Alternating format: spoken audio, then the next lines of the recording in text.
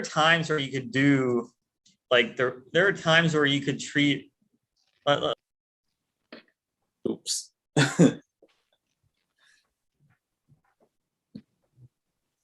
Did we have a problem with the He internet? got disconnected. Michael did? Yeah. Oh. Yeah, his computer is giving him some trouble. Mhm. It's okay. He'll be back. We'll be back. He'll be back. So no big deal. No big deal.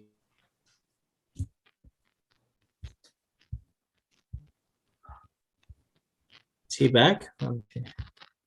No, not yet. No, not yet. I'm back. Hmm. What's the subject tonight?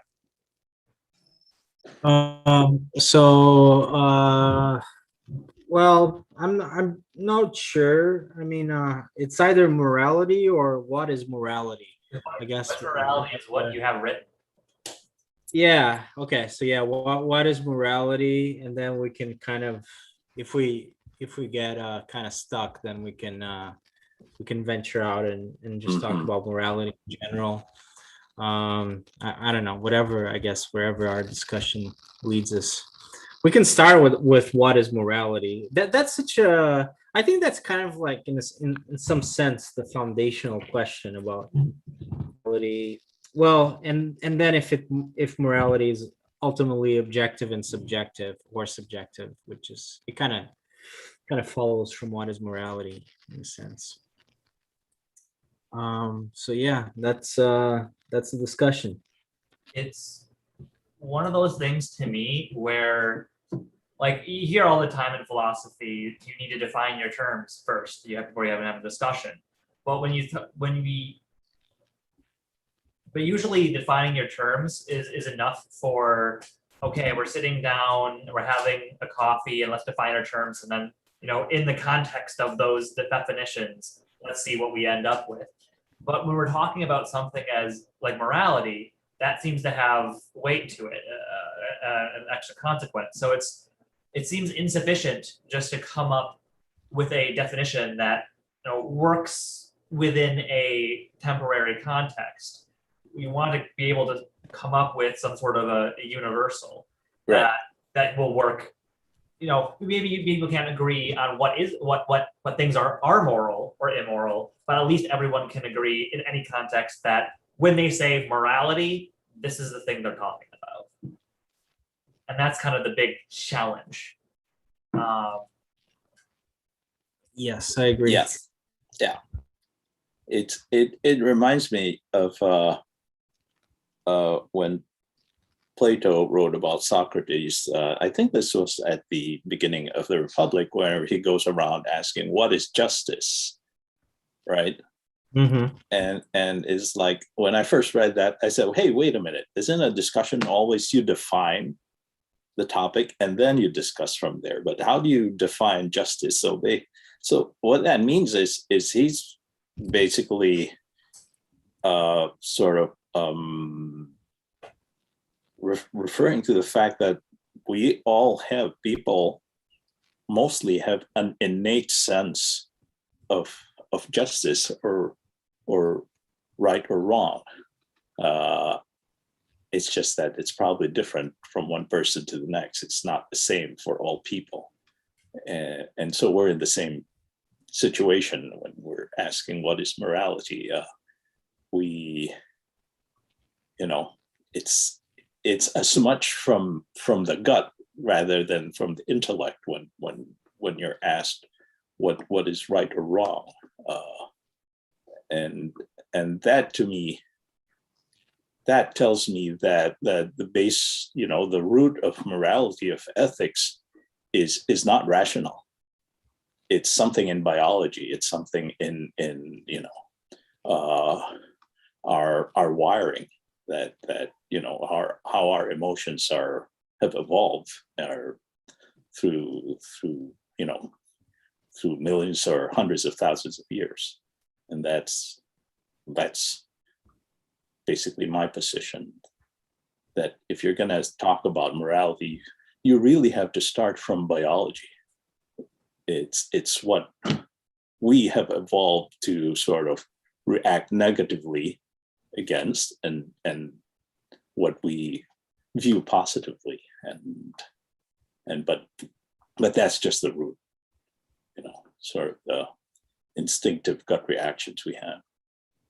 But, I mean, that's my idea. No, I think you're right, and it's a pertinent thing for us to determine if morality is truly rational or if it's more of an instinctual thing. I think that's an important part of the discussion. Michael, are you back? I see him there. I don't hear him though. I think he's still trying to truly get back. He's struggling with the technology tonight. I would generally agree with what Raul just said. I'm gonna have to figure this out, but yeah. Finally, Michael, we missed you. So Wait, let's should we just you're all cutting in and out for me. we're cutting in and out. Assuming it is indeed your computer. I can't hear you guys. I might Unfortunately. suggest that you turn off my your new video, Michael. Computer is if not that helps. very good. Unfortunately.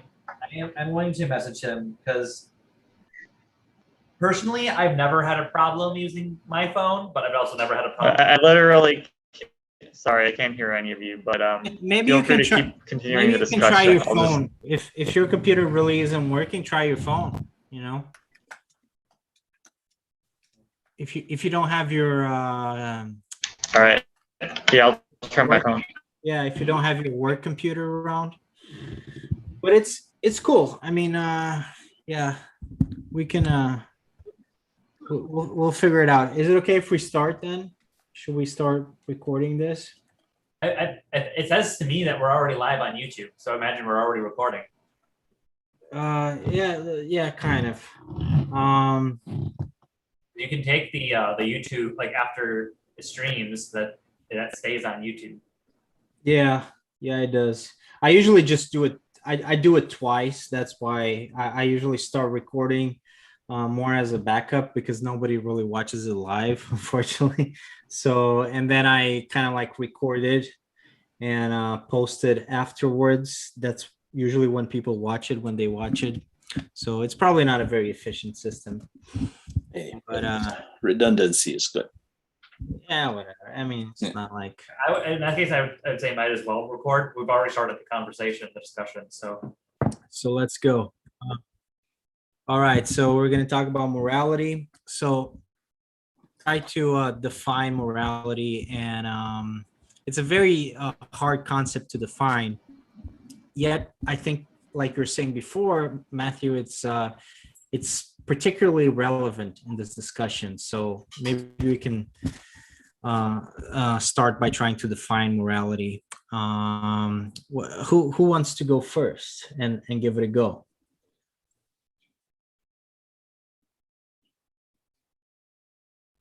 So I guess I'll go first, just if no one else is speaking up, because I've been working on this in my mind for a couple of months now, and this is where it was brought up on the Facebook chat. I was struggling with this, but I still don't have an answer. But the closest I've gotten is I'm taking a phenomenological point of view. So you're experiencing at certain points in time a moral choice. Like, okay, like walking down the street, that's not a moral choice. But even though you can say, oh, well, it's more moral to walk down the street than to kill everyone you pass on the street.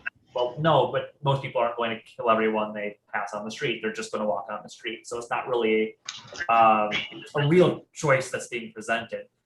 So the phenomenon of morality seems to come up when ever there seems to be two competing drives, two or more competing interests in a person. and they have a sense of that formally one interest ought to supersede the other interest.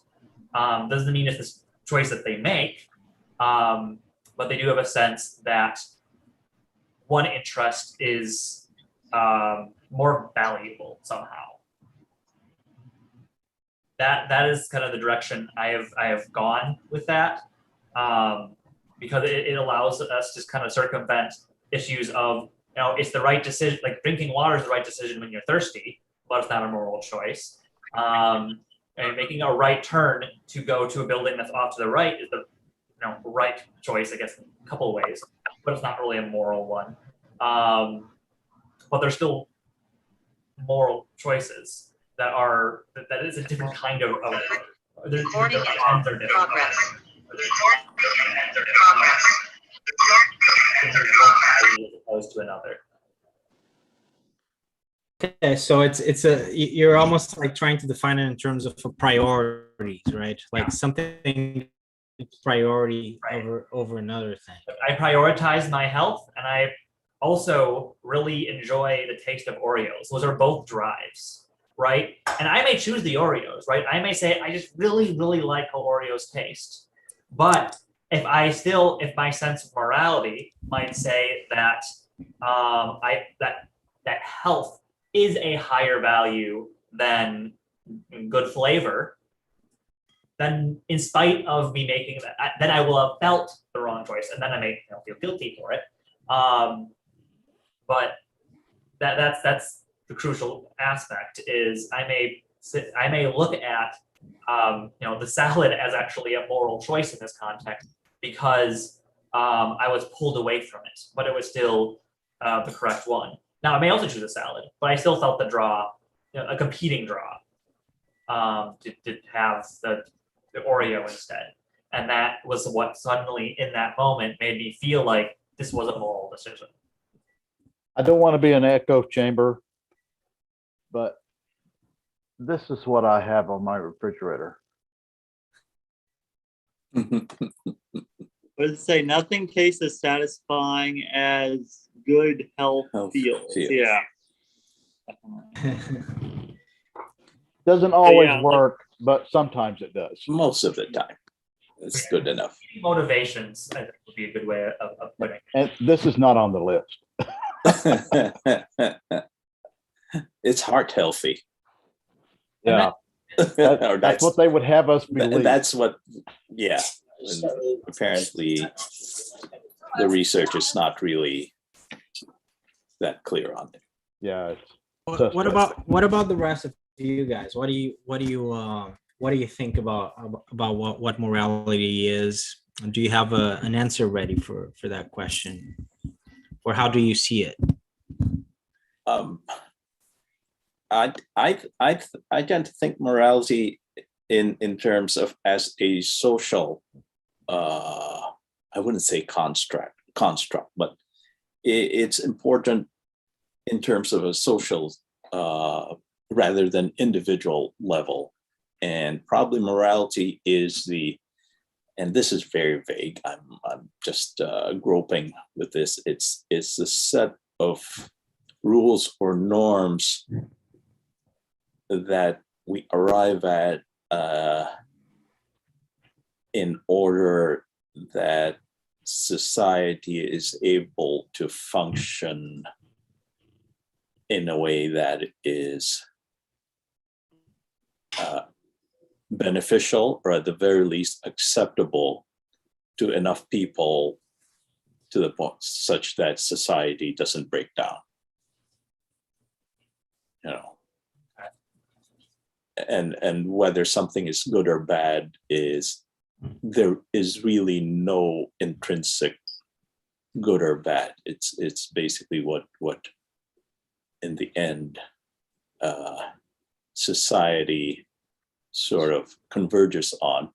But again, with the caveat that we have some certain basic, for whatever, call it mental instincts or impulses that we have that we have acquired through evolution. Like, for example, you don't ever see a society where they say, oh, it's okay for people to kill children randomly at random. It's perfectly fine. I don't think there's such a society. Or Child sacrifice, Mervyn, but yeah, but it's not at random. It's not. There's always justification if they do that human sacrifice and all that. There's a way to justify it, but I don't think there's ever a society where it's, oh, you can go out one day when we feel like it, just kill your neighbor's child or just kill your own child.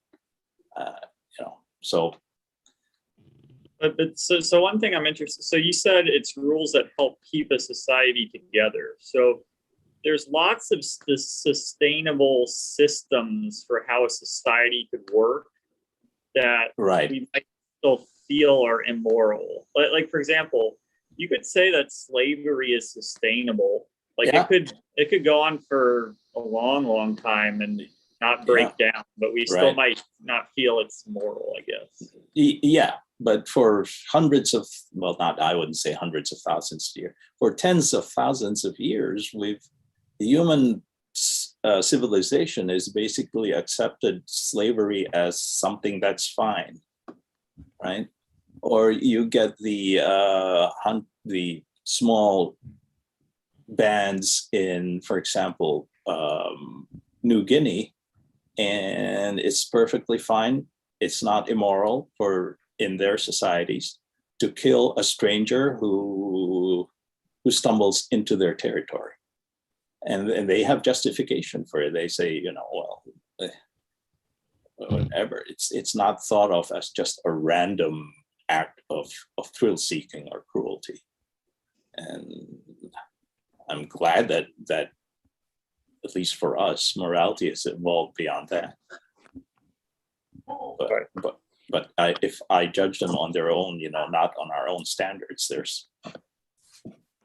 you can't say that by their own moral standards, doing that is immoral. Sorry. Now, let me make sure I understand. Are you saying that slavery was morally justified in the past, but it's not today?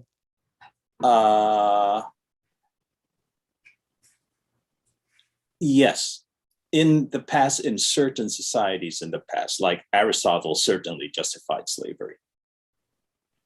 And Nietzsche seemed to be perfectly happy with that.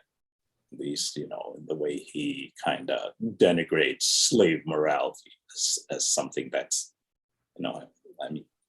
we don't really know what Nietzsche thought because his works were heavily edited, I heard, by his sister or brother-in-law. Well, it's also true that I don't know if Nietzsche actually said anything about actual slavery. I don't know, but Yeah. I would say saying something about slave morality is very different from Did we lose Bruno again? condoning Oh, Bruno slavery, hanging out right? a little. I mean, Oh yeah, you can't- yeah. That's I didn't mean that he condoned it, but I'm just saying, just from his attitude, that he kind of preferred the master morality over the, kind of denigrated it. And I don't know if that's really him or just the way he was edited by posthumously, or at least by his sister. Yeah. So the thing that I think about when this kind of it gets brought up is it starts to get really close to jumping ahead to the question of what is moral as opposed to what is morality, which is still important, and maybe we'll end up there. Sure. But I think this is the position I take, and I don't know if people would agree with this or not. But like let's say for the next 2 minutes, let's say that we figured it out. We know that for a fact somehow that there's an objective morality, and this is what it is. We figured it out. there's still other people out there who don't know that, who disagree with that objective morality. They happen to be wrong because they don't know the things that we do, but they still believe in morality, right? They still follow a moral code even if it's the wrong one. So that's kind of some of the questions I think that is worth like thinking about and considering when trying to determine, what is morality, is because regardless of what the answer is, regardless of objectiveness or subjectiveness or even arbitrariness, there seems to be a point of discussion where if two people are shouting at each other about what's moral, they seem to still they seem to agree with each other. That they're talking about the same thing at least. So, or maybe they don't, but there seems to be that almost contract in the fact that they're even discussing it or shouting at each other about it, that they are talking about the same topic. So what's the isness?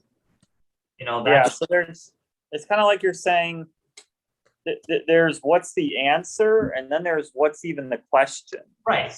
Yeah. So when we say What's the question? Yeah. when we try to figure out what is moral, forget the answer to that question. What are we even asking? Is kind of what you're saying. Yeah. I think that's a good point. Thanks for making that point, because yeah, we're driving a little bit ahead of ourselves. So let's go back to the and I like the way you put it, Michael. Before we define the answer, let's define the question, and that's exactly it. I think what is morality is the question, and then the answer will be like at the end is like what is moral, right? But we got to start by trying to figure out what the question is, what we're talking about. And well, let me propose, and you guys tell me if you object to that or not. Morality is about right and wrong, figuring out whether something is right or if something is wrong. Is there a problem? Circular though, like right and wrong and morality are mean the same. Like, yeah, I feel like you could say what's right and wrong. It's whatever's moral. It's kind of like just another. It's kind of like a synonym for morality. It's kind of redundant. Yeah. Is it redundant? Or, you could look at it from a question of ends. It's kind of what I was alluding to earlier. Is if let's say I don't know, I am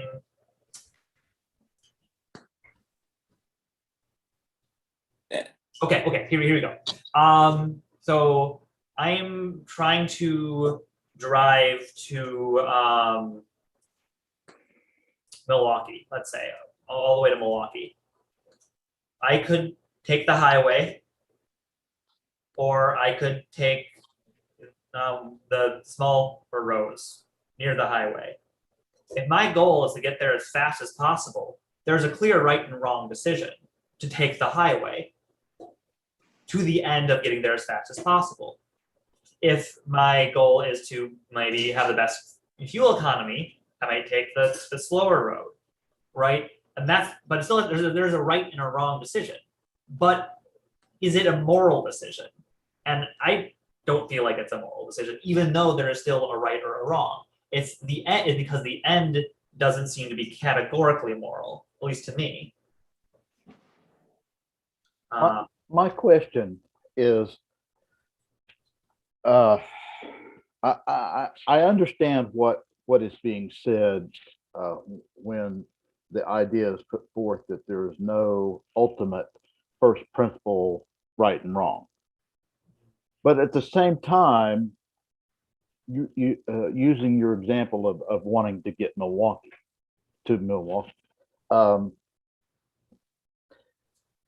it may be true that there's no specific right or wrong answer to that. But if the objective is to get to Milwaukee as quickly as you can, we can pretty much be confident that driving a car is faster than walking. Yes, that's a great point. So, and riding a bicycle would be faster than walking. So if the dichotomy is this is better than that, then really there's many peaks in the moral landscape and many valleys in the moral landscape. It's kind of like health. You know, we know that a good diet and exercise are good for us, you know, and we all have different opinions about what is a good diet, you know, but at the same time, we also know unnecessarily poisoning someone or amputating a limb is not good for health. You know, so while we may not have the ultimate answers, we do know some of the Right. Well, Matthew, I think you're pointing out the question that well, sometimes something can be right or wrong. You know, you can have a right or wrong answer, but that still is lacking a moral quality to it, Right. right? So Because- basically you're saying we can't define it in terms of what's right and what's wrong, because sometimes what's right and what's wrong seems to lack what we think about when we think about morality. I think actually the more, I wouldn't say meaningful, but the question that is probably needs to be more urgently tackled is not really what is right or wrong, but how does society, or how can society arrive at the decision, or arrive at determining what is right and what is wrong.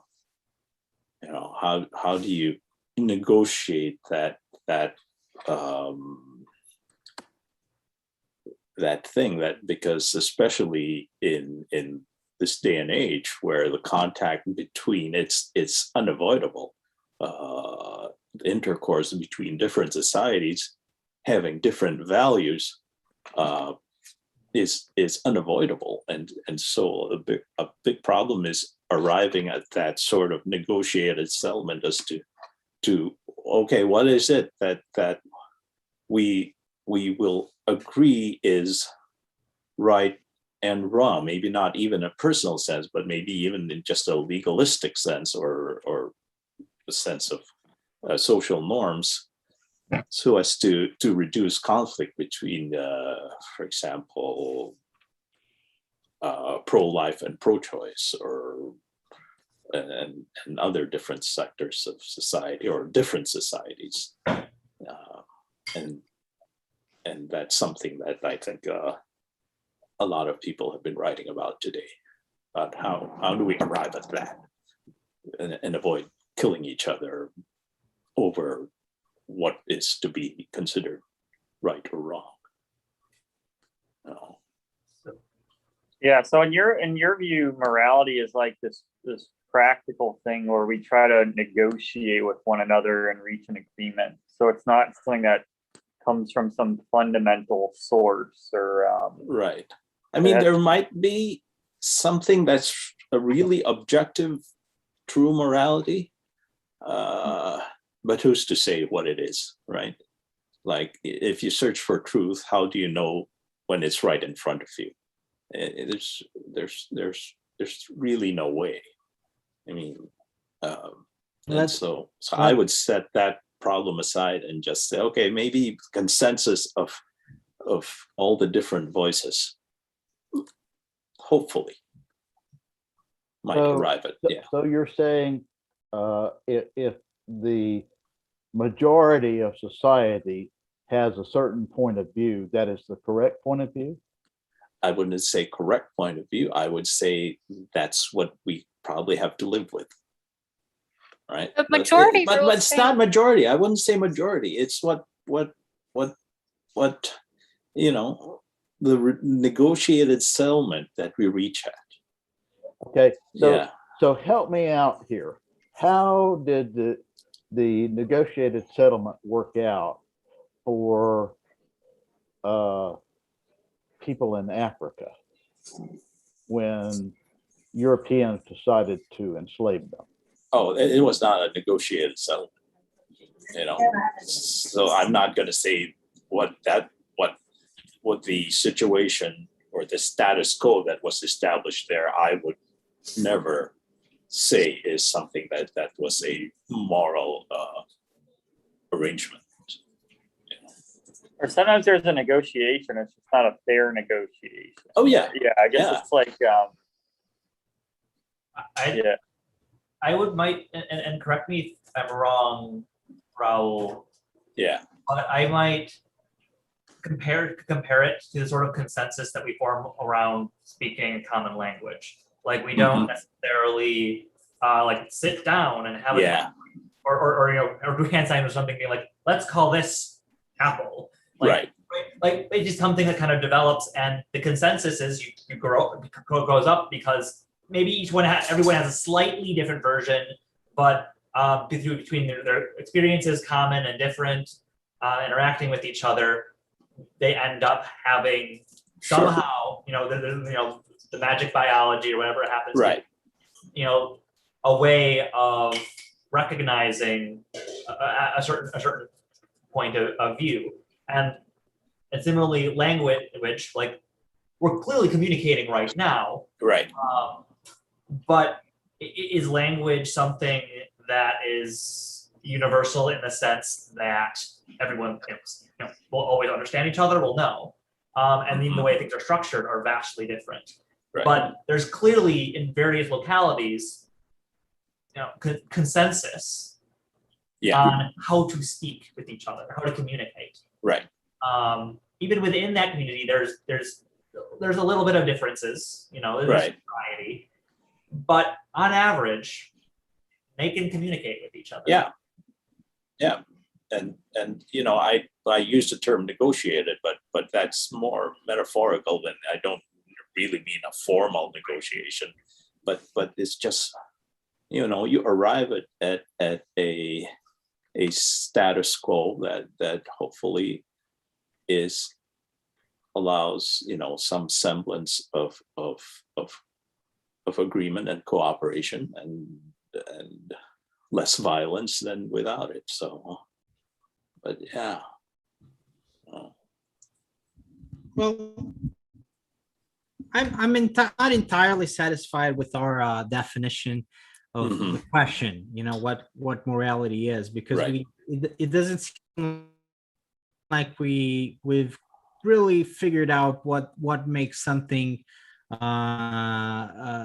moral or not, or you Right. know what transforms something that is right or wrong into something that is morally right or morally wrong. So I think we kind of still need to at least attempt to answer that question. I mean, is there any merit to going through the different, you know, like utilitarianism and deontology and all these things, or is that Well, those basically are something all that answers to the that question. that are morality. already in the back of our mind, and we don't need to you know, make it explicit? I mean, Well, I think all of those theories, they're trying to establish what's moral and what's not moral, but they're Right. not necessarily trying to figure out, no. you know, what morality is in the first place. They're not trying to figure out what the question is in the first place, like we were Mhm. saying. Mhm. So I think, for example, like what Matthew said before, when we have to figure out the question is like, what are we even talking about when we talk about morality, right? Right. What makes something moral or not? Like what maybe that will help us with the discussion a little bit later, is if we at least try to figure out somehow like where does this moral quality comes from. Obviously, you know, like Matthew said, figuring out what the shortest way to get to Milwaukee is, that's not moral. So But if perhaps, if you I know, understand how you're framing the question, you're asking what is morality, not what is a moral action. Correct. yes, why do we talk about morality in the first place? So what is morality? You know, what do we mean by morality? You know, why do we distinguish it from the other, the types of decisions that we're motivated to make? Like, why is there this special category? Basically, why do we say that figuring out the shortest way to Milwaukee is not moral? Why do we all say that? What is that decision right. lacking? I think what it's lacking is that it's not a balancing of your self-interest, of your benefit with the benefit or costs or of others. And I think morality is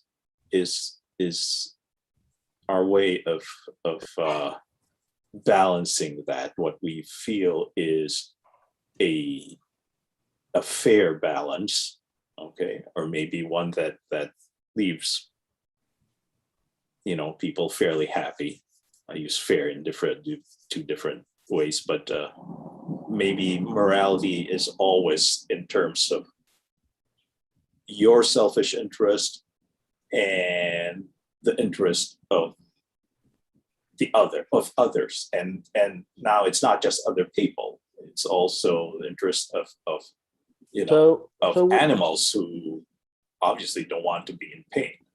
So Right. would you say that morality is the concern with a human flourishing? Yeah, So, yeah, that's part and parcel of it, I'd say. okay, I actually do like the term flourishing. I want to think on that a little bit but before I go there, I also wanted, I guess I'll ask you a question. What would you say to someone who says, and this is not meant to be a hypothetical from nowhere. This is something I've encountered with people. So this is a real anecdote. What do you say to someone who says that a particular action is morally wrong, even if it doesn't affect anybody else? So for example, masturbation. Like if it's a single person, they want to be single all their life, no interaction with other people, but they still believe that masturbation is morally incorrect. Doesn't impact any people. They recognize that. Right. But it's still morally wrong. What would you say to that person? Would you say they've got the wrong category? They're not talking about morality at all, even more anymore? Or would you still accept that they are in their mind, they're still experiencing that moral decision the same way they would experience other moral decisions that do affect other people? I would ask him, what does he believe? Why does he believe that to be so? And if he says, well, because it's against my religion, then,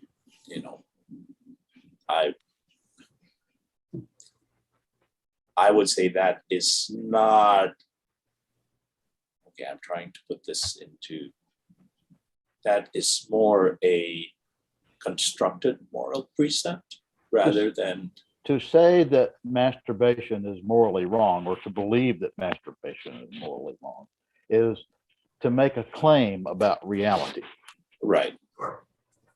And But in my opinion, it's an unfounded claim.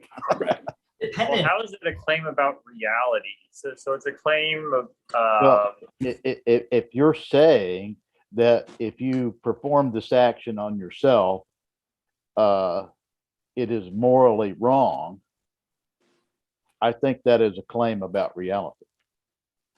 well, I guess when I think like a claim about reality, I think like a scientific claim or like something that can be measured. Now, let me give you an example that's clearly not scientific. Yeah, God created the earth in 6 days. that's scientific. I don't think so. No, it's not. But, No. no, I guess not whether it's true or false. I guess it's making a statement. In Well, other words, scientific claim could be false, but True says and something false about the are very stuff. important to me. And you are making a claim about reality if you say that the universe was created in 6 days. Yeah. So that I mean, a little further because again with the same person, the same anecdote, Right. they They believed that for the to be true of themselves. They thought if they did that, it would be morally incorrect. But they placed no moral judgment on others who did that. They said if it's not against their morality, then it's completely fine. Right. So so it's not even like a universal claim about this is a state of reality, this is objectively wrong. It's immoral for me to do this thing. And, Even though I don't think it affects any other people, sure. it's moral for me to do it. You know, that's, and I guess I can't say what their justification is. I didn't ask. Right.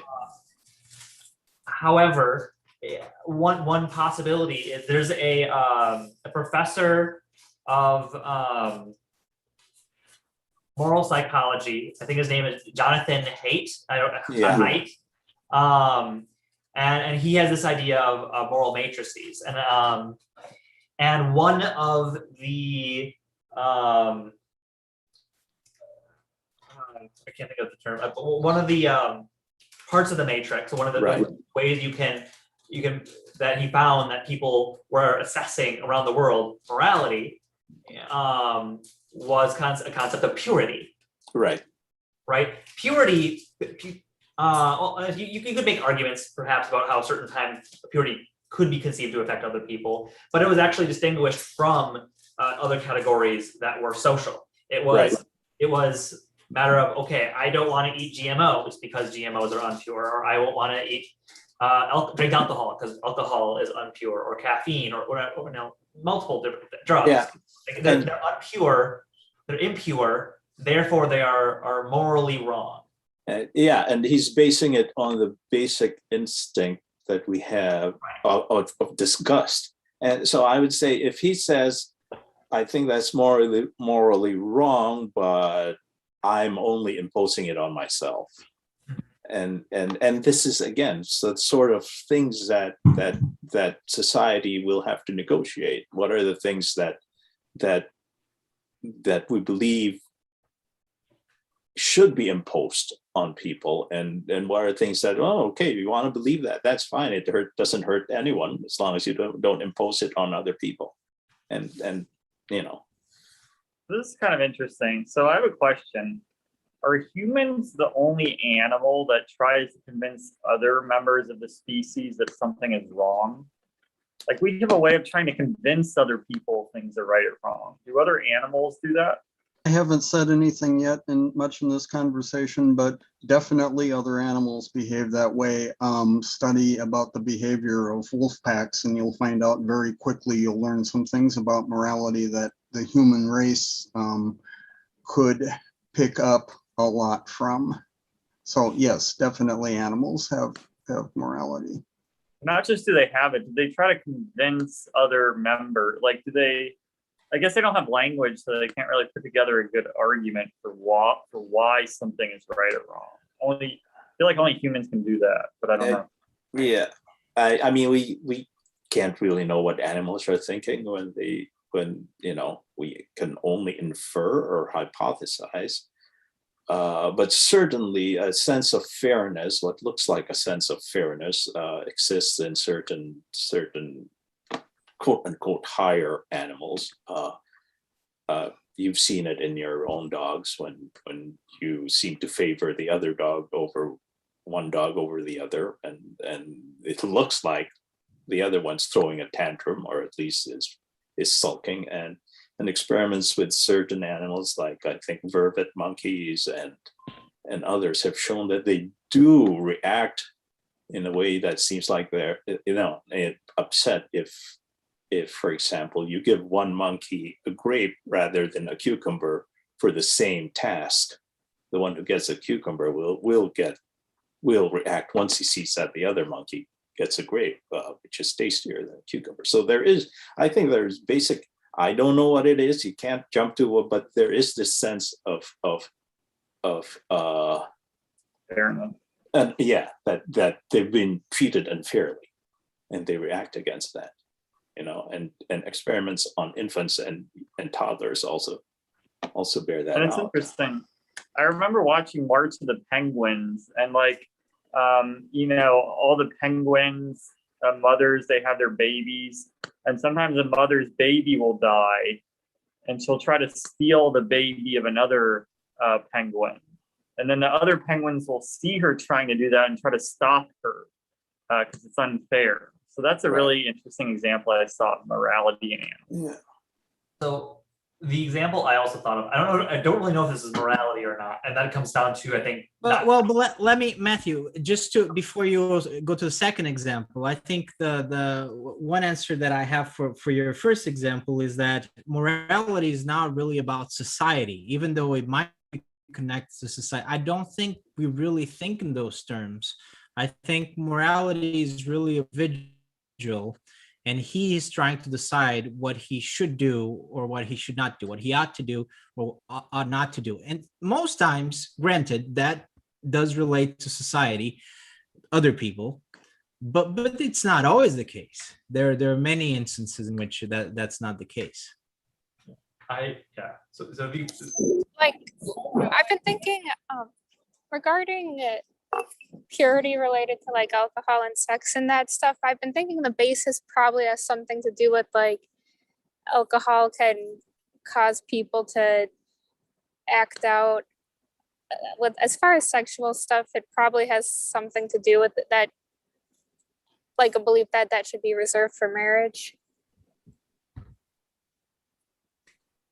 Or that like it should be kept sacred. Yeah, So that's that's another example, yeah, of something that is not related really to other people. It's like the individual is choosing for himself, like what he should do or should not do, but not necessarily for other people in that case.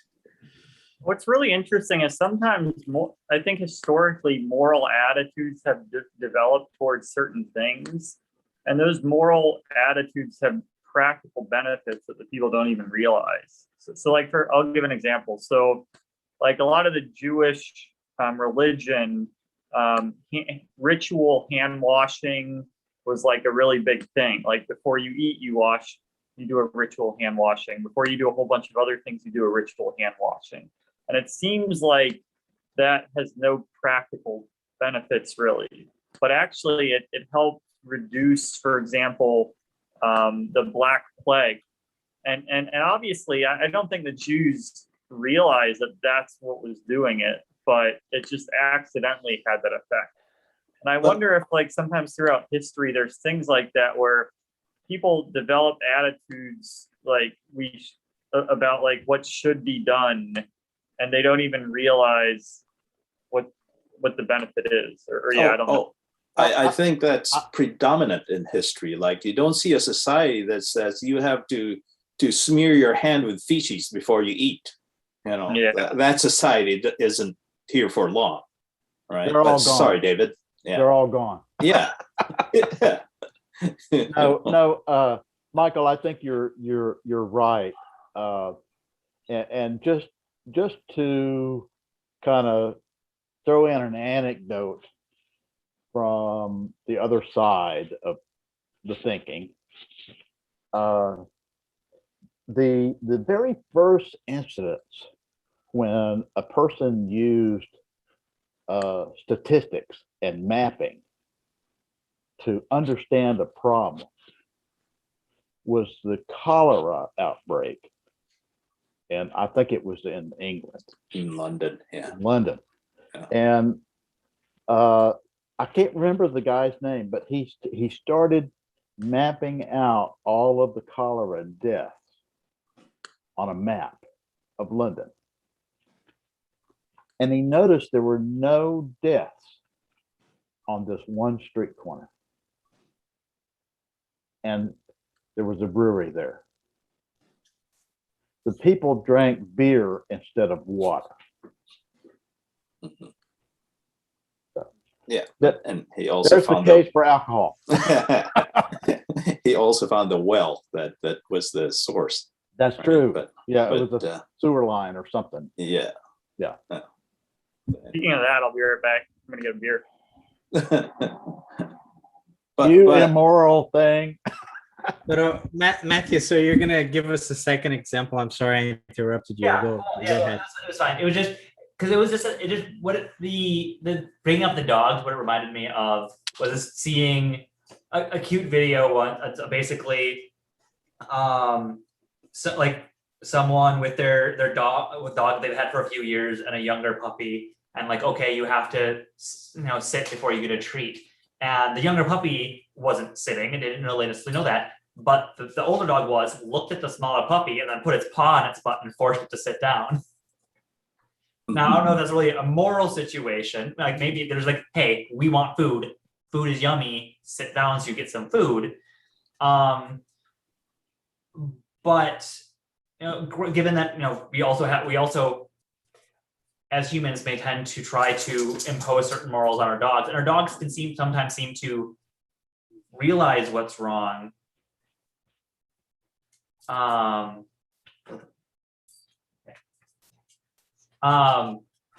see what's wrong, and sometimes will even like punish themselves, right? Like they realize they peed inside, and so they go off to the kennel because they know what they did was wrong and they have their head low, and like it's again, like Rolo was saying, we're kind of just guessing. Like we're trying to impose this moral experience upon them without actually knowing what it's like to be a dog.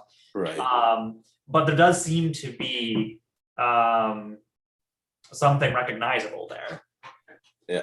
Well, I would want to point out that the latest research on dog psychology is really very interesting, and they do set apart dogs from all other animals, domesticated and whatever, as a different level in terms of, I don't know what it is, emotionality or whatever, like I'm going too far away, but dogs actually understand pointing. Few other animals understand that. Chimps don't understand pointing or where you're looking at. Dogs will look at where you're looking at. Chimps don't do that. But anyway, that's just an aside. Yeah.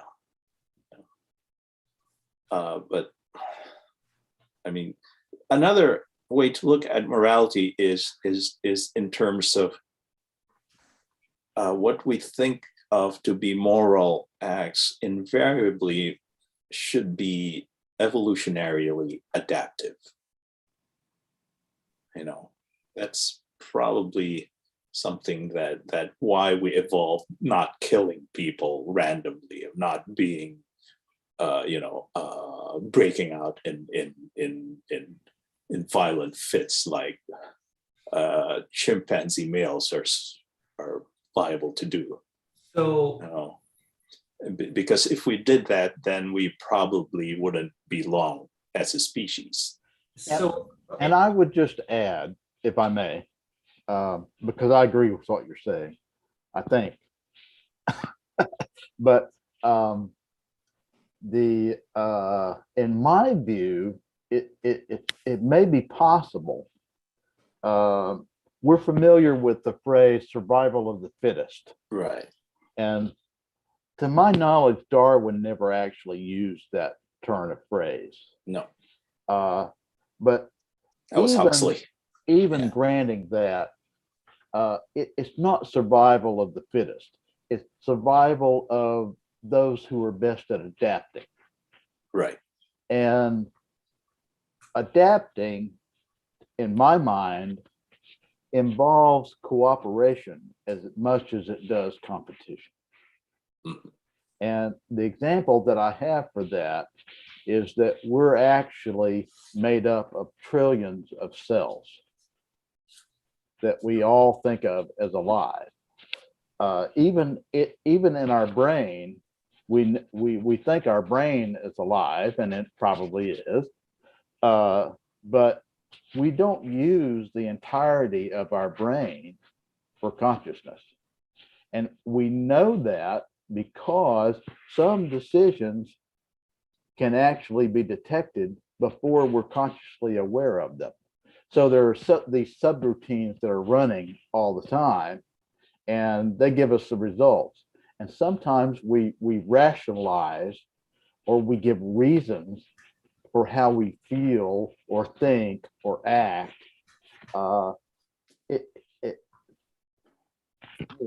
Because of that. So sorry, I got out in left field there. No, I mean, it also, I think, we have to think also the fact that for most of Homo sapiens' existence, we've been living as foraging societies, which are small bands of, Oh, yeah. I don't know, yeah, and so if there are any built-in impulses or moral impulses, for lack of a better word, that we automatically that is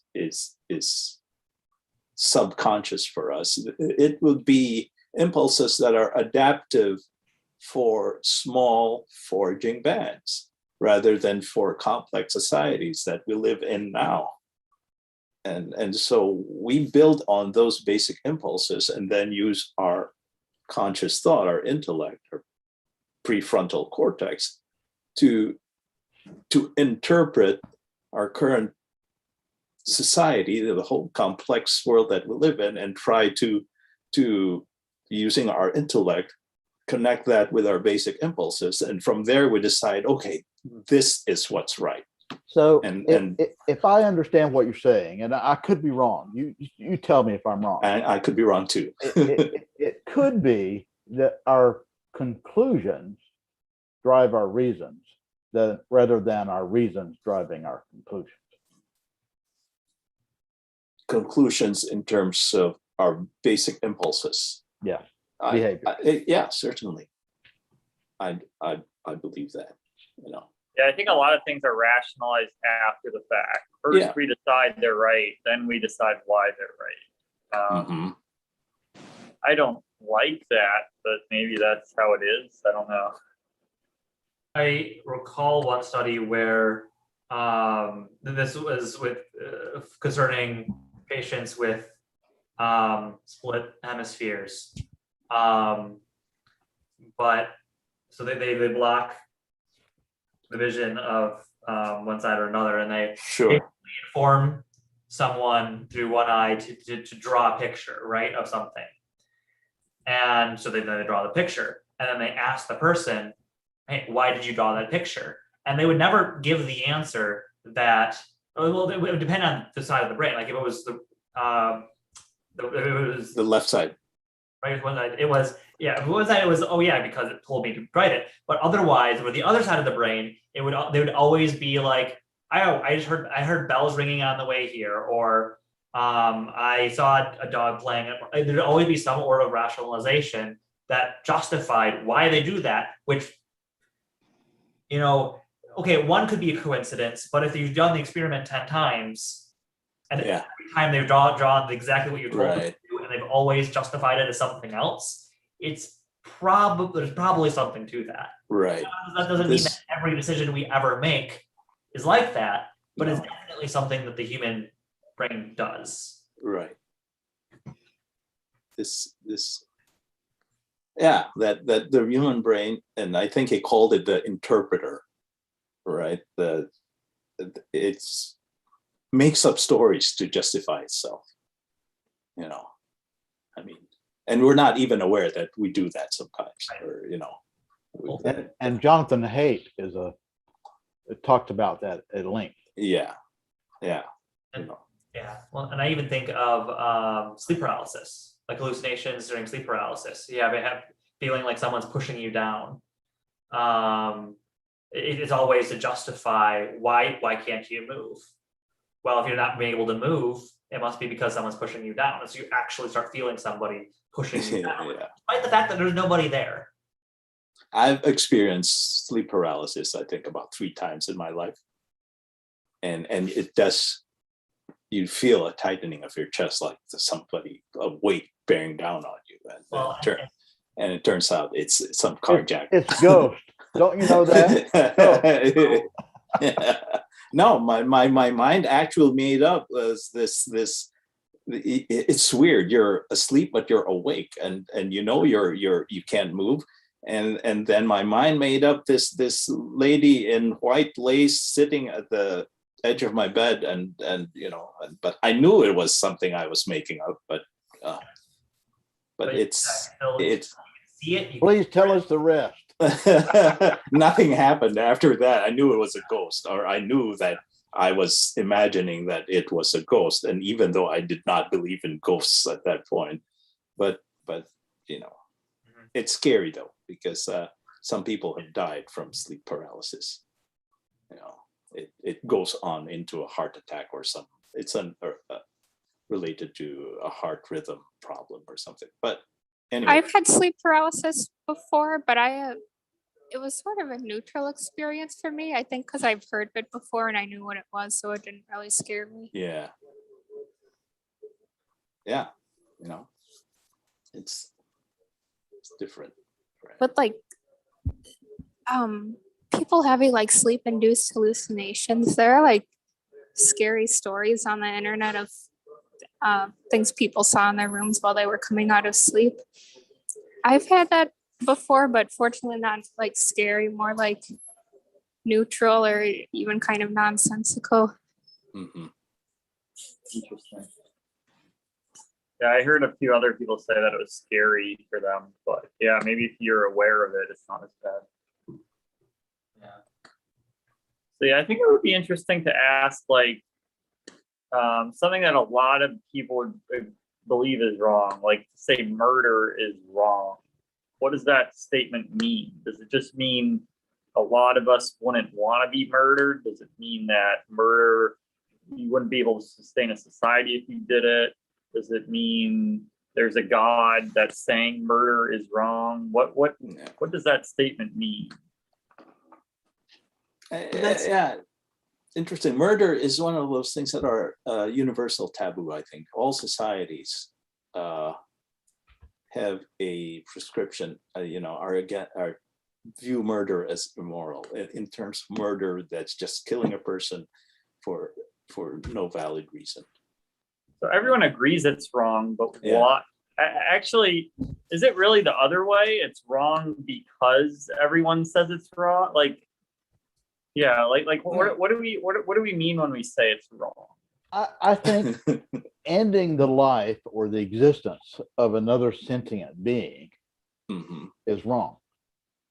I agree, but Well, I'm Unless just it's saying, Michael, like, I think that's a good example because it does think a little bit about what is morality as well. Because when they say it's wrong, I think what people are generally saying is that it's morally wrong. It's Mhm. morally wrong, so it's something that Yeah. you ought not to do, as opposed to something that you ought Right. to Well, do. my And mind that's goes, really, I think, what people are thinking about. And Yeah. they're not thinking about practical consideration. No. They're thinking about the act in itself, which Yeah. which does go back to this moral quality, which is not really just about practicality. Well- It's about, I think, good or evil, sin, justice, injustice, those considerations. But then go ahead, David. I think to a certain extent, we have empathy for other human beings, and Right. and we understand, or at least we think we understand, what it's like to be another person. Yes. And to your question, Michael, which I think is a good question, I gravitate back to the golden rule: do unto others as you would have them do unto you. And Right. which we've known for several thousand years. But so can that be logically justified? I don't know. No. I'm willing no. to grant it as an axiom. Yeah. Only Yeah, because hold I haven't contemplated it enough. In fact, I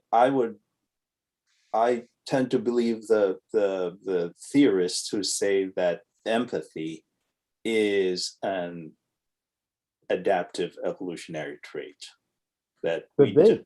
Could we be. developed empathy, and that is why we flourished, or at least the human population has been as successful as it has been, because empathy leads to cooperation. Well, and let me bring, well, I think for, let's, in a position to that, I would say, let's go back to what Michael is asking, right? Why do people say that killing is wrong, right? When we say people say that killing is wrong, we're really saying our people say that killing is wrong, as in our context. I don't think that's even a universal rule, because if you look at other cultures, I mean, killing has not always traditionally been wrong, morally wrong. That is more of a Judeo-Christian value than anything else. Because if you look at there are a lot of cultures that do not consider killing in itself wrong. So that throws the whole thing into question. I can assure you that many people who do not ascribe to the Judeo-Christian traditions believe that murder is wrong. Right. And there is Perhaps, a notion that I'm saying it's a universal notion that there is such a thing as unjustified killing. And what is justified in whatever culture and whatever society varies. There is the Christians have a notion of what is a justified killing. Other religions do. Other foraging societies will have their notion of what is a justified killing. But so in terms of whether something is wrong because that thing, what the chicken egg thing, I think cultures develop notions of right or wrong, but the notions that they develop tend to have a certain adaptiveness to it, that it tends to be a benefit for that society to have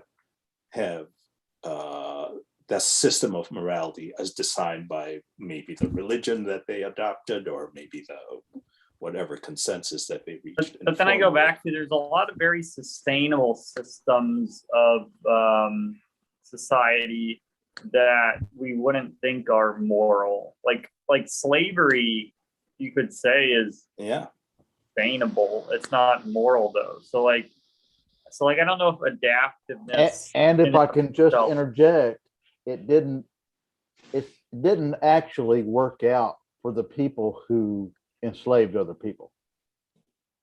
It's not working out for them now. But yeah, it didn't work out in the end. But yeah, I mean, there's a lot of systems that could, like, I think like feudalism is kind of similar to slavery from what I've heard, and that lasted like hundreds of years, right? Or not thousands of years. So like, you could have a sustainable system that most people wouldn't call moral. So yeah, I feel like maybe there's something more than just adaptiveness to the concept of morality, but I'm not sure. I'm not sure.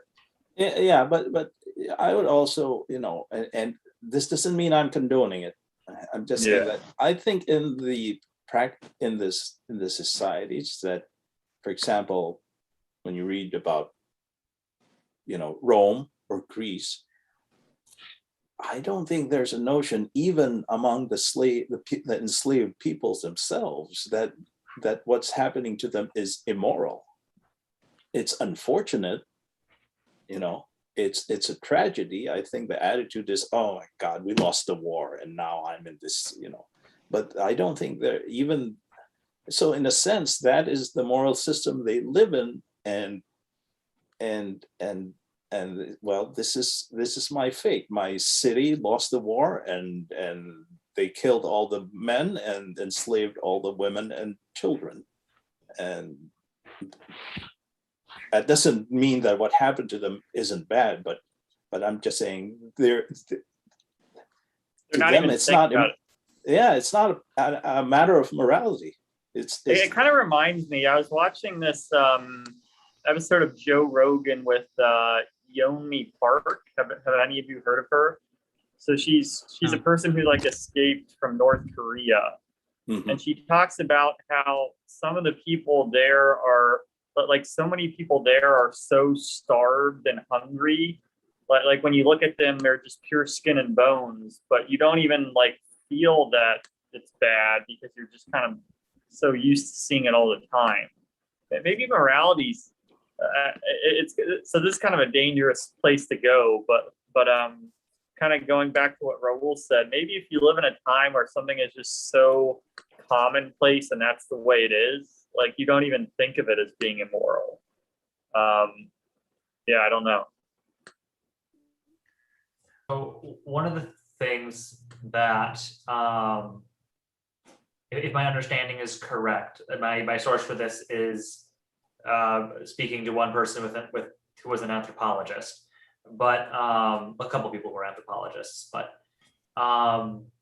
if what has been found is oftentimes different societies that live in similar environments, even if they're on opposite sides of the globe, will have a lot of similarities in their various cultural practices extending to certain moral beliefs. They won't be identical, but they will bear more similarity to each other than sometimes even neighboring societies which have drastically different environments. So I do think on that basis, there is merit to the claim that to some extent, what your surroundings, your environment, and I don't mean to mean your natural environment, like wooded versus mountain. Also, what types of other people are around you? What of course, can what's your state of technology? Many factors there can influence cultures or societies' moral values. Right. Yeah.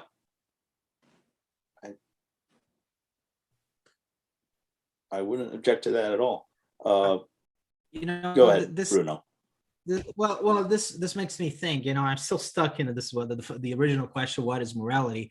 So one thing that I think, in all these cases that we're having this discussion of morality, it seems that one thing that is common to all these questions is that, in these situations, is that when you are discussing things that are related to morality, you're not telling people not to do something or to do something because it's practical, because of the benefits.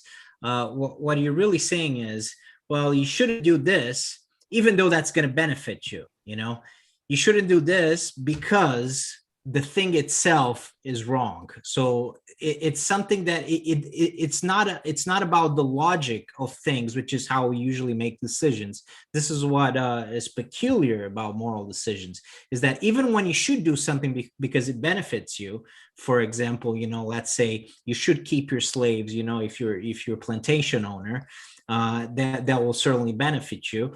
But but when someone says, well, slavery is wrong and you should in fact release your slaves, free your slaves, it's not about practicality. It's not about what's going to benefit you or not.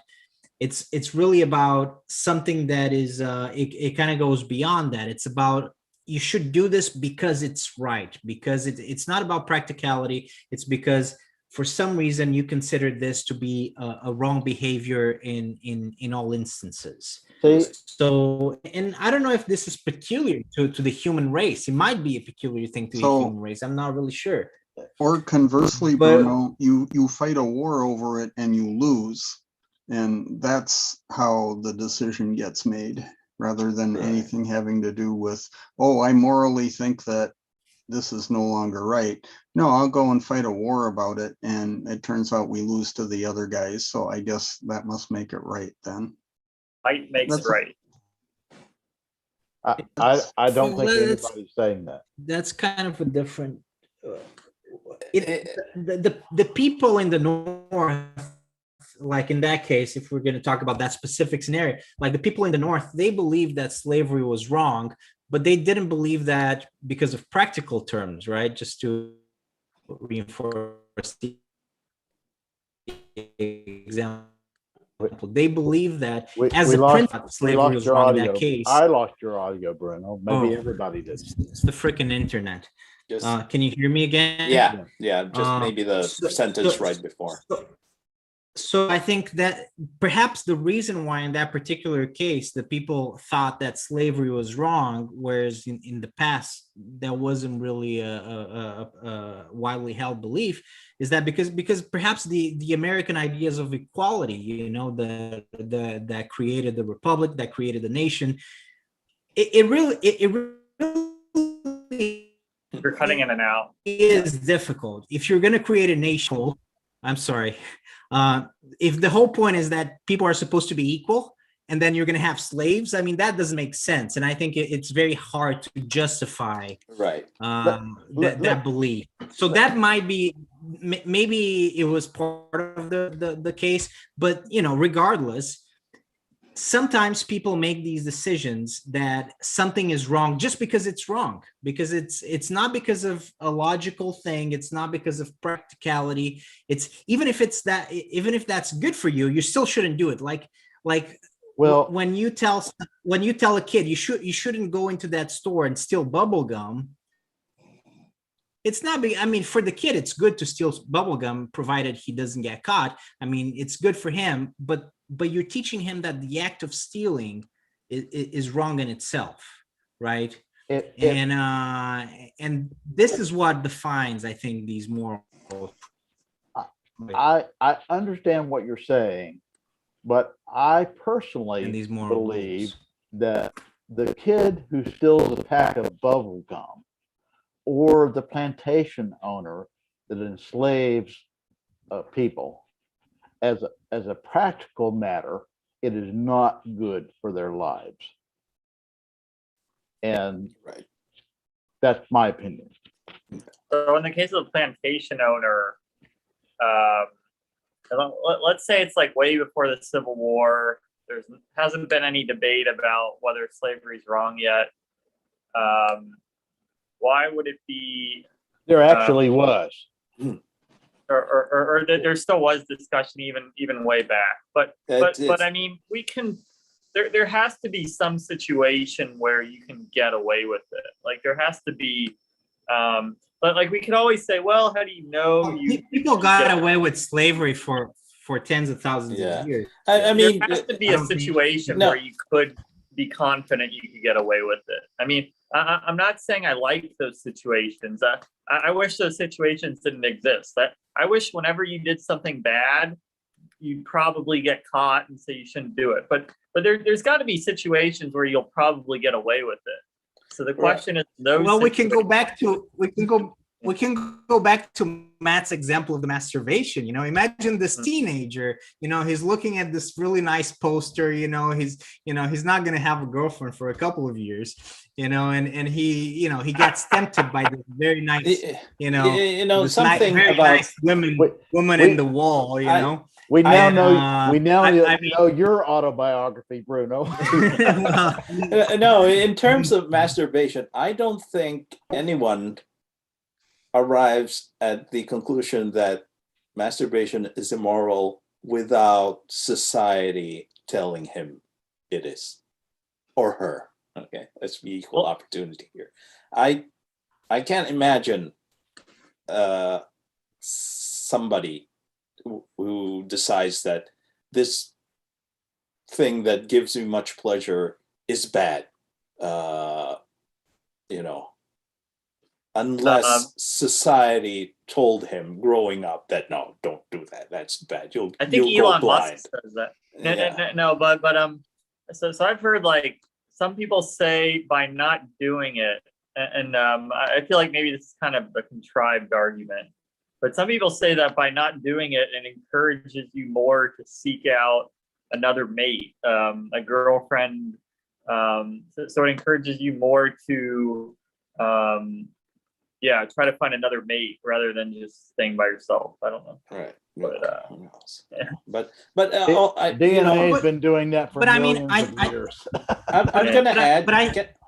I think that regardless of that, though, I mean, regardless, the decision not to do something, it's not really because he wants the benefit of it, because he's going to benefit from not doing it. It's really more about the fact that he thinks that it's wrong, that it by doing that, it's wrong. That's why he's not going to do it. That's why he won't steal the money from his mother's purse, for example. It's not because it's, she probably wouldn't know. Let's say she probably wouldn't notice, if he stole like $10 or something, go out and buy some Coca-Cola and a burger, like it would benefit him stealing from her, those $10, but he would feel bad about it. So in that sense, he wouldn't benefit from that.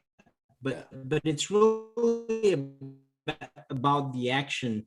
Slavery can be applied to not murdering. That is, I think, the foundation, regardless of what we're talking about or the degree. I think that's the foundation of what's moral and what's immoral, is that there's notion. One thing that came to my mind, we lost some of what you said, Bruno, unfortunately, but I do think, I think I get the gist of what you're saying. What it made me think of is, because everyone, we've discussed this already, how like people tend to, you say, why is this wrong? And then not only will have an answer, the answer doesn't always make sense to us, but usually they'll have some answer. But one of the answers that I think I've come across very frequently, especially just on internet forums or even honestly in the chat here, I think has been mentioned at least once on the side chat. But people calling certain behavior degenerate, right? It's degenerate. What does that even mean, right? But it's but there seems to be sometimes certain behaviors that people might engage in that we find unsettling or disgusting. And it's not just ew, that's gross, don't do that around me kind of. It's just man, like if you're doing that, that must reflect you as a person. Like you must be a person and must be, as bad as that thing that you're like, and like whether like that, like whether it be someone's position on gay sex or incest or bestiality, and we can make for each of any of those people have tried to, and I do agree with some of them in the case of bestiality, for example, arguments of why this isn't a good thing. But a lot of people probably are disgusted far sooner than they are rationalizing why this is a bad thing. They say that's really this bad, gross behavior right there, and that's just the sexual side of things. There's other categories of non-sexual where people say that's degenerate behavior, but that seems to be a very a common word I see used. I'm being blurry, aren't I? Yeah, I did see your camera's got more blurry. I don't know what's going on with that. No, I do agree with you, Matthew, wholeheartedly, and it probably you read this from Jonathan Haidt, that disgust is one of those basic impulses that or emotions that we have that contributes to developing our sense of morality. Like, I mean, the incest is another universal taboo, and it's really from disgust, right? And well, actually, that one I think might be more practical, kind of, because like it's not really clear why you'd be more disgusted. Well, it's and here's the thing, that it's not that you sense that a person is your genetic relative. The sense of disgust when from researchers seem to say is that children who grew up together in a household do not develop romantic attractions toward each other, or less likely to develop romantic attraction towards each other. So it's not really that I can sense my DNA in her. It's really people you grew up with. Is just the term, oh, that's like dating my sister. So even if they were adopted, yes, that's true. I think one experiment was with Israeli kibbutzes, or not experiment but research, that the marriage between children who grew grew up in the same kibbutz is below the average. You know, this Right. exogamy is you know, and so that's a moral precept that I would willingly accept is basically biological in origin. Well, it's like cannibalism as well. I think being cannibal is similar to that. You know, there's an instinct that you shouldn't be eating other people, I think. Right. And I would not that- imagine even if someone's like an adopted sibling, it like psychologically it probably still taps into that same mechanism that's preventing you from mating with your sibling. yeah. So Yeah. at the same time, when it comes, maybe that's the case for ourselves, but I wonder how much that really plays into. Oh, I'm clear again, yay! That plays into our disgust towards others' behaviors. So just looking at media, for example, one of the things that I noticed that almost kind of surprised me watching the Umbrella Academy, which they're all adopted children growing up since they were babies. And two of the characters have a romantic sexual interest. And it's just played off not even as incestual. It's just like, oh, these two people are interested in each other. But they were raised in the same household in the same name. It is fiction, of course. But the question is, how do people react to it? And I was surprised to find that there was very minimal negative reaction to that being in the TV show. And whenever I happened to ask somebody who had seen the TV show, what they thought about that, they're like, oh, they're not related, it's fine. Right. That was usually the reaction. And they think about it for a little bit, like, okay, that's a little weird and unusual, but at the end of the day, I guess they're not related, it's fine.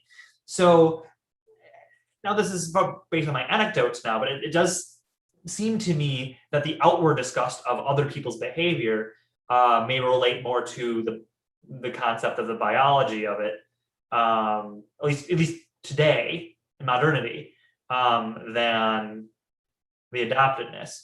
Because conversely, you have certain cultures where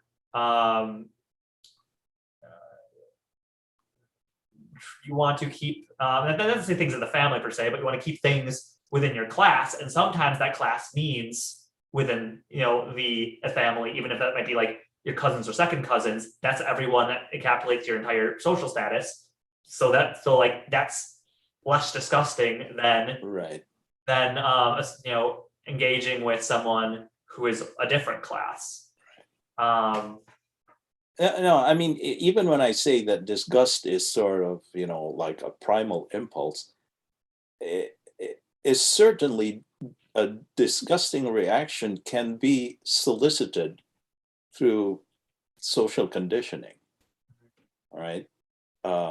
And we have the capacity to feel disgust, and maybe there are some things that we naturally are through evolution we automatically feel disgust towards, but that doesn't mean that either you can be, for lack of a better word, conditioned to overcome that disgust, or to generate the exact same disgusting reaction towards something or somebody who you normally wouldn't feel any disgust. And this goes to in-group, out-group dynamics, like, before you are able to convince a population to commit genocide of another population, what's in the formula there? You try to develop disgust towards the victim population by basically dehumanizing them. I mean, that's the genocide playbook,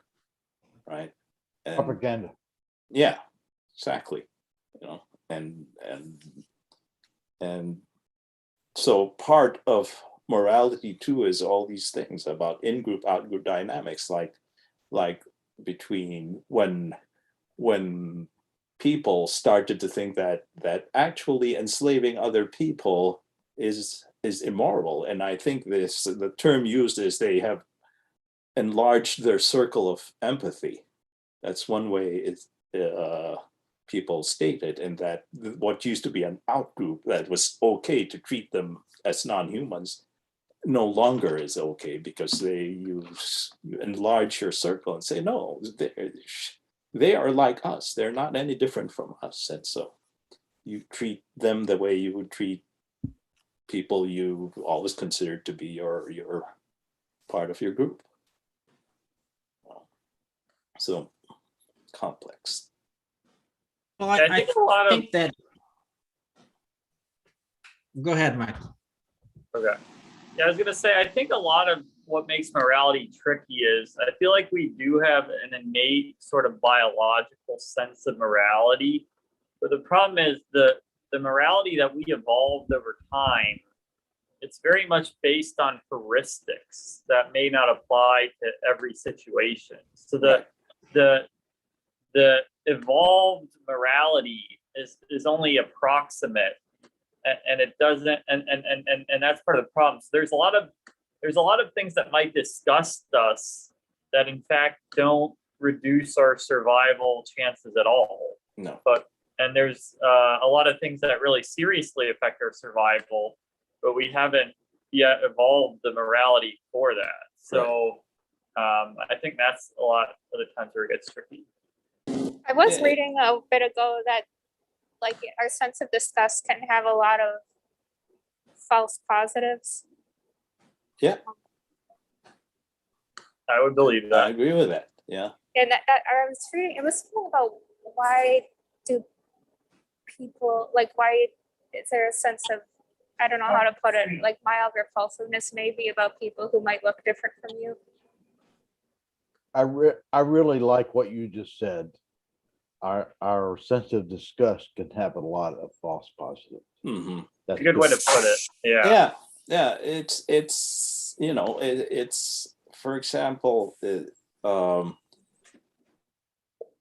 if you walked towards, you know, you're in a foraging society and you saw something rustle in the bushes, a person who walks towards any rustling in the bushes every time he or she sees the bushes rustling might not survive for long, while the person who walks away from any rustling bushes probably will have a longer lifespan. And so I agree. I mean, morality isn't really moral, at least at the very beginning. It's the set of actions or reactions that give you a better chance of surviving longer, you know, for a longer period of time and having more children. I feel like agree when we really think something is moral very strongly, often that's really a sense of fear, or really just like let's say you see your kid go into the store, steal a bubble gum and come out. If that keeps happening enough times, that will cause a danger to you. Like so maybe that one time they'll get away with it, but if they keep up that pattern, it's bound to end up in an unfortunate situation. So a lot of times when we feel really strongly that something about stealing that bubble gum is wrong, maybe it's really just an intense fear, like a fear that is there anything that we really strongly believe is wrong? That's a good question. Actually, Matthew brought up the masturbation example. Is there anything that we really strongly think is wrong, but will almost surely have no consequences? Can we think of something like that? Like well, this is well, what about desecration? Like a lot of times blasphemy, like that I think that's a good example. So when people say blasphemy, like they'll say something bad about God or whatever, and people say that is so bad. That is like really, really bad that you said that, even though it has no actual sort of practical consequence. Well, I guess if people hear you say it, then I mean, maybe it does have more practical consequences. I don't know. But yeah, what are some examples of things that we feel are really, really bad, but wouldn't have consequences? That's kind of what I'm interested in. Well, if I can just interject here, and this is not a mature thought, but it Yeah. occurs to me that there aren't any things that don't have And consequence, an yeah, impact on your life. You know, yeah, for example, a slaveholder, the first time that a slaveholder bought a slave, there was damage yeah. to the slaveholder's life. Not to mention the slave, but to the slaveholder's life, in my opinion. Well, Yeah, I don't think so. Like, why would you say that? If we're talking moral terms, I mean, yes, Well, but we're not talking, that's not what he's especially asking. in moral terms. No, but he's asking other than that, like, like in what way would that make it worse for him? Like, if we're not talking about morals, if we're talking about just practicality, like in what way? As Was a it- practical was it bad? matter, as a moral matter. I No, but believe- in a practical matter, why was it bad? In a moral matter, yes, but in a practical matter, why was it bad? when a person pays for another to be in servitude to them, in my opinion, it damages not just the person in servitude, but the person to whom the servitude is expected. Is the Is it damage that they feel bad about it? Is it because it distorts their view of reality? Is it Yes. those two things? would you say that from a practical standpoint, it would impacts them the same as if they were to buy, let's say, a really, like, an Android, not like a phone, but like a, Well, A robot. not, let's assume for the sake of easiness that the Android isn't conscious, can't feel pain, but can do the work as much as a slave could. probably not today, but perhaps in the future. Because there is, in my opinion, and this is just my opinion, there is nothing special about the atoms that make up our brain. And the atoms that make up the intelligence that we are inventing, that is learning for itself, who are we to say that we are the pinnacle of morality and intelligence? We're in my opinion, we're not. Sure, but from the practical, that was my question, was we're focusing on the practical. Like, would this hypothetical machine and like, and it doesn't actually matter, I think, so much what our opinions are. When would a machine like that end up being conscious or not? Let's just assume that somehow we know that it's not, right? Let me The secret of how consciousness works, and so we're able to make a machine that can do this labor without being conscious. We cracked the code somehow. Does, from a strictly practical standpoint, does it still hurt us to use that machine as much as it hurts us to use if the machine is not conscious, no, I don't think so. from a practical standpoint? But I the thing that I value is not biology, it's sentience. And I think it is a little, to me, it is somewhat myopic to think that intelligence can only exist in biology. Sure, and that's like, and that can be absolutely the case. But I mean, I could also replace an android with a zombie, and more of a modern zombie, not the historical zombie where you have a living person that you're controlling. But like, the person's dead and you're just using we figure out how to use magic. We animate the dead to do the labor for us. They're not like, right. So that way that can take off that, like, the important part is that they're not conscious or feeling pain. That's the essence of the question.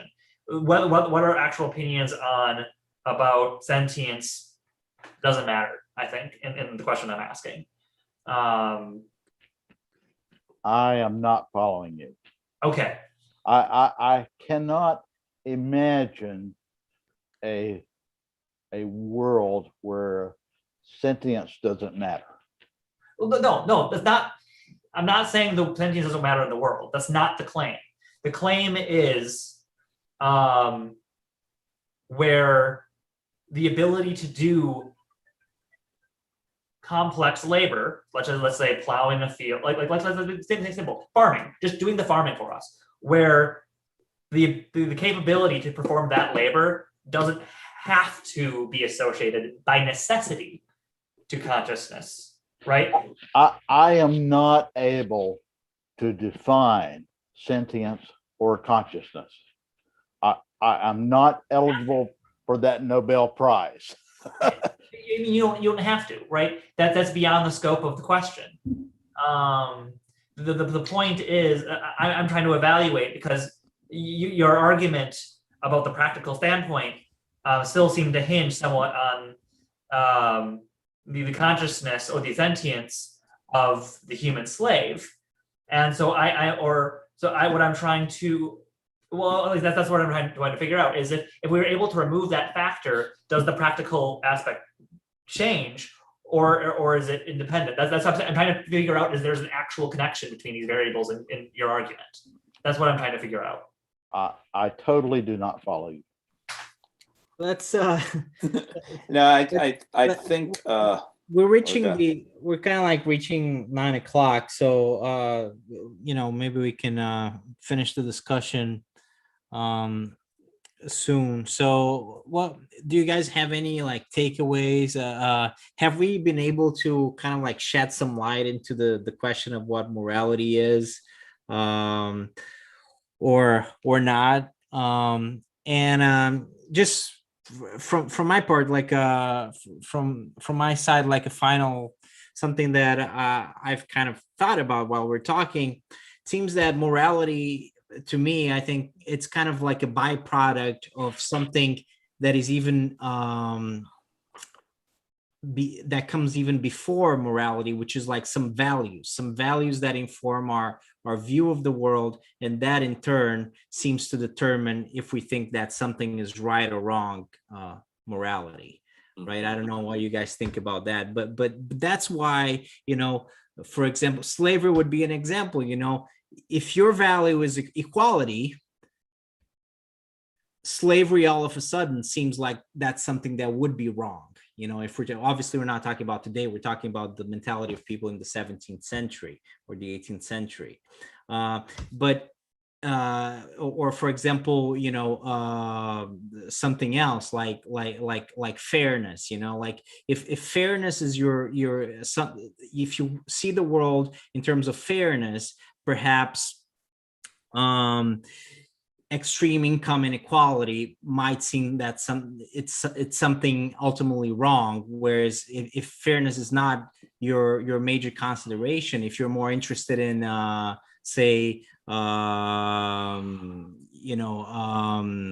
work or freedom or whatever it is, maybe you have a slightly different conception of things. But it seems that the conclusion that if something is wrong or something is right ultimately comes from something else that is that informs that decision to say that something is wrong or right or wrong. I would add, because it hasn't come up, is that somewhere in the root of morality is the infliction of pain. I think that's the basic thing that when we try to arrive at something that we believe is moral, a moral system, a lot of it is about trying not to inflict pain, especially unnecessary pain, not just physical pain, but psychological pain and unhappiness, if you wish. And a moral system is all about, as I've said before, negotiating between your discomfort and pain and the other peoples and other entities, because included in a moral system is how we treat animals and how we treat the environment and how we treat, and so I would just add that dimension. to when we try to think about morality and what's the root of moral thinking among human beings. So there is, I think that's oftentimes the case. I don't know if it's always the case. I don't know if I would say that. I'm also thinking a little bit where Michael was going off. He was talking about he was mostly talking about blasphemy, but he also brought up desecration. And I think you could probably make an argument in both cases. Oh, if you're blasphemous, people, and that could spread, and then people would go to hell. Or a desecration, if you believe in life after death, that can affect things. But in the case of desecration, also that seems to extend sometimes beyond, affecting the the spirit of the possible perceived spirit of a person, right? Right. You can desecrate a revered place that's not necessarily spiritual, but maybe historical, right? Right. You can people in almost a moral outrage talk about the destruction of Troy upon its discovery. Mhm. Right. Right. And almost, I don't think any of those people are like thinking about, all the souls, that are affected by the destruction of Troy. They might be thinking of maybe the knowledge that's lost or something along those lines, but it seems to be almost secondary to me. Right. But there are people who get appalled, really feel psychological pain when they see desecration of something that is sacred to them. Sure. So it's, again, you're refereeing. But that seems to be circular then, because then, it's bad because I want to avoid, because it can cause other people's pain. But then the reason why it causes people pain is because they think it's bad. No, it's not bad. I'm not saying that if it causes people pain that it's bad. I'm saying this negotiation about how much of our pain we'll say is okay, I can live with that, but you should have to be willing to live with this as well. That's what a system of morality tries to arrive at. Not exclusive, not just that, but that's one of the things that we want to reach. Yeah, I want to say I feel like morality is very heavily based on heuristics. So it's very much approximate, and the things that we feel are morally bad might not actually in every situation end up producing bad consequences, but it's just a rough heuristic. Right. So like when we say like the whole idea, like I think a lot of religion and how they have their god or goddesses or whoever that they follow, a lot of it is kind of a heuristic for doing the right thing that might in certain cases result in the right outcome, but in other cases not. But it's very, very approximate. So like when we talk about desecration, I feel like that's like a very high level of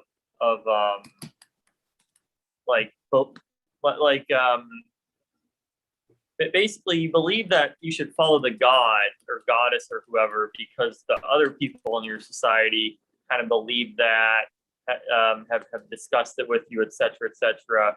And then if you desecrate that god or goddess, then the other people in the society will look unfavorably at you, and might, I don't know, but like fight against you or like view you as a bad person. So it's kind of like a very high level heuristic of good and evil. But I feel like there's so much approximation in trying to figure out what the right thing is to do that you're going to have errors. You're going to have like the bush. You're going to see the bush rumbling and you're going to run away when there was really nothing in the bush. You're going to have lots of false positives. So yeah, they're the roughest heuristics that you can have. Right. Yeah, I totally agree with you. And I think what's the complexity of modern society is that we have to interpret everything that we're experiencing, and then down to the level that we can apply our heuristics interpret it down to level that our heuristics apply. But still, on top of that, then we continue to use our reasoning and say, okay, even if it agrees with our heuristics, if we look at it closer, is that really something that I should think is immoral? It's just so complex. The cost of living in modern society.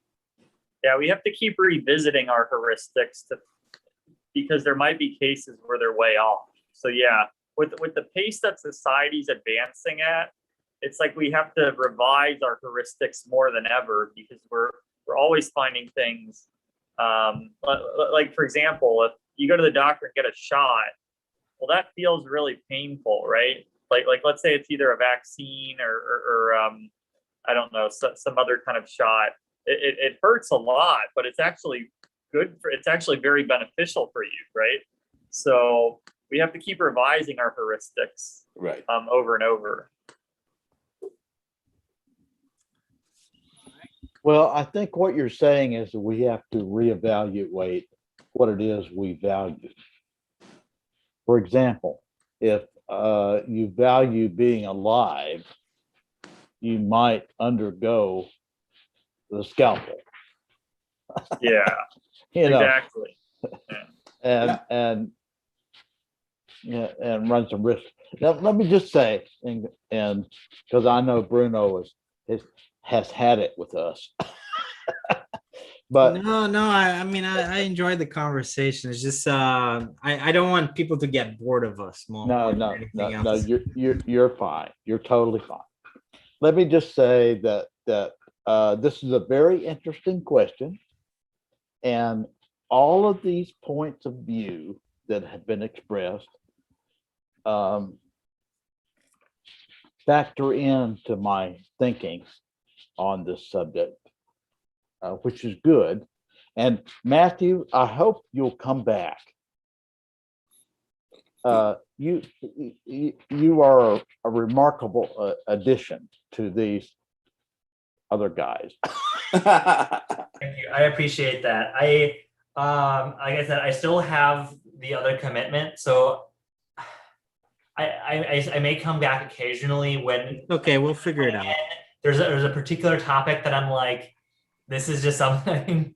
Like there was actually one a while ago that I wanted to do, but like it wasn't just my normal Friday. Like I was actually had a written like almost in stone commitment, so I couldn't make that one. Like I was traveling that Friday. That was the one on religion. I forget the particular details of that. But I wanted to make that one, and I could not. But but if certain topics show up that that I feel like I have a lot to contribute to, then I may well. I also I guess the unfortunate bit is that then some of the people here wouldn't be able to contribute. But I also miss doing this in the coffee shop. That's yeah. But oh, you were Small there. world. You were there last week, right? Did you go last week? No, some people got. those were the brewery. Yes, the Yeah. in-person one last week. Yes, I did go to that, and that was. You meet in a brewery? Yeah. And the discussion gets more interesting Yes. as the evening passes. Sometimes I have a group that gathers here, and we have espressos and beer, and That's good. coffee to sharpen the tongue, and alcohol to loosen it. It's good.